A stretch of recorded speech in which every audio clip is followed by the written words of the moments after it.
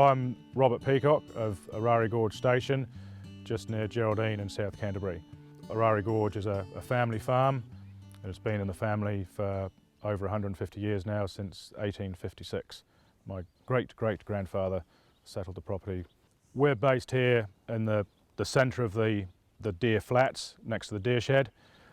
Behind me up here is the nearest bright green blocks of the rolling country that is also deer fenced for the young hinds, and then there's about a 4 kilometre gap out, disappears over the ridge into the cloud to where the high country is.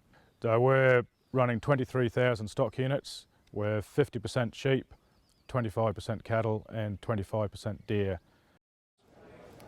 I'm Grant Howie, I'm the General Manager of Sales at Silver Fern Farms. Our main initiative this year was launching our retail Silver Fern branded products into Germany.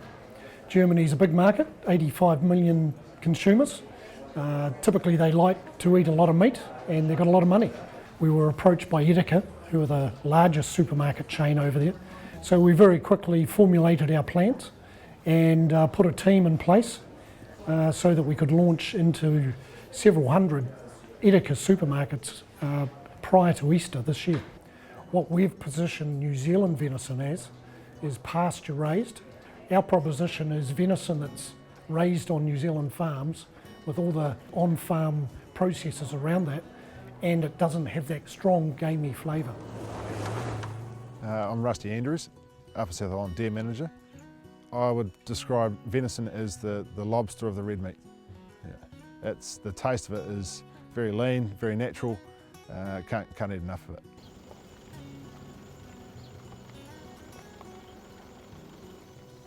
Within Silver Fern Farms this year we brought out the Silver Fern Farms Global Retail contract, which for the first time in history enabled pricing out to the end of February. Deer farmers have been asking for the extended pricing to basically de-risk their business, give them more certainty with where they're going and can make more management decisions around where they grow their animals too. So in the past we've been averaging sort of high 50 kilos at the end of May, and our target's now at 70 kilos on the 1st of June now. If we can achieve that, that'll take a lot of the pressure off trying to finish or grow fawns through August, September to meet the chilled market.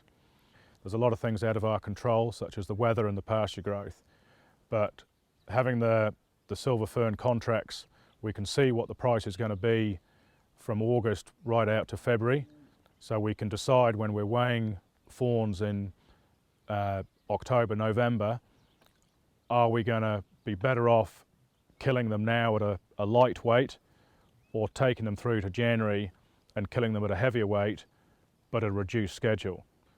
And by having the contracts in front of us, we know what price drop there is going to be, and so we can work out the weight gain we need to counteract that price drop. We're quite happy with our mix of 50% sheep and 25% cattle, 25% deer. I think the main focus now is on increasing, first of all, production, but more importantly, making sure that's more profitable. With the likes of Farm IQ, we can build the weight gain profiles, and we can, over a number of years, we can build up the information and we can make informed decisions. We can then decide what number of animals we're going to supply in which month.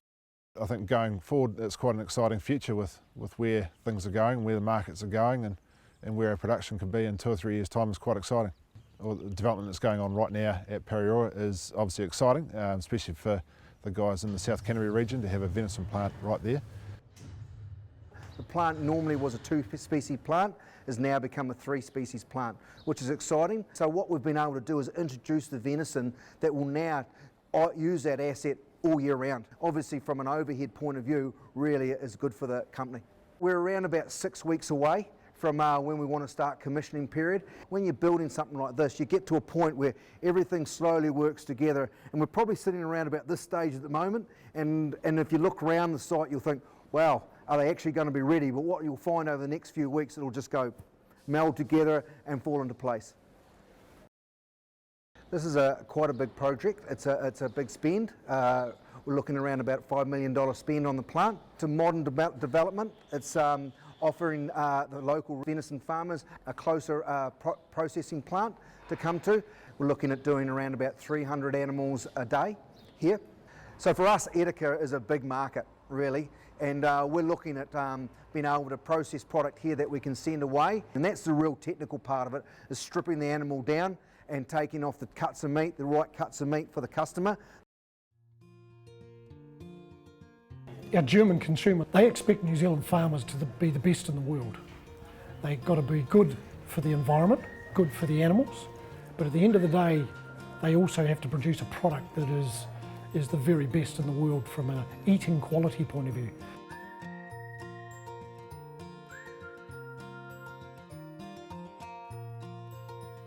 Yeah, progress has been good. We're now not only in Edeka stores but also Riva stores. Riva's Edeka's largest competitor, and they've got more than 3,500 Riva supermarkets around Germany, and they've approached us. They saw what we were doing with Edeka and wanted our products, our brand, in their stores as well. I think that the work Silver Fern Farms have done with the marketing of the venison in Europe and the trying to go straight to the consumer has got to be good news for the industry. I think the venison does have a positive outlook in New Zealand. As long as we can stabilise the herd and we can guarantee a certain kill over the next few years, then I think it's good news for the industry.